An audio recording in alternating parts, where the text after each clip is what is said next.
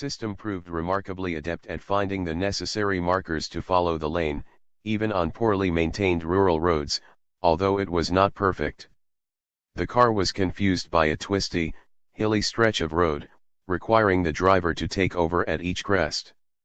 The E-Class also will pass a car in your lane when you activate the turn signal, and it can automatically adjust your cruising speed to be faster or slower when it sees a speed limit sign.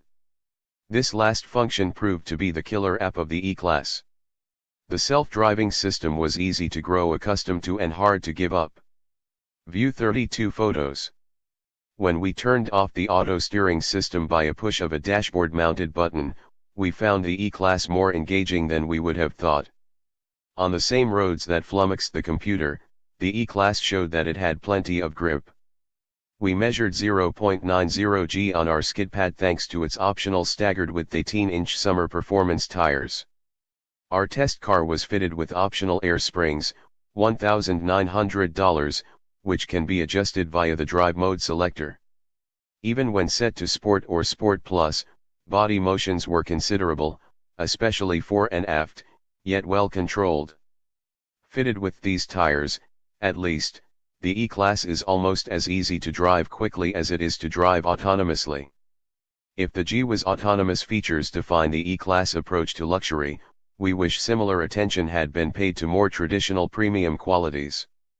As with some other recent Mercedes products, the overall feel of the car, from its steering to the way the doors and trunk close, falls too far on the light and insubstantial end of the spectrum. The clicking of electronic relays under the dashboard could be silenced only by turning off the autonomous features or by switching on the outstanding Burmester sound system. We often heard the suspension make clunking noises that would have raised our ire in a car that cost half as much. In the E300's tiny analog clock positioned low on the center console below the climate controls, where no driver will ever glance to check the time, we saw a metaphor.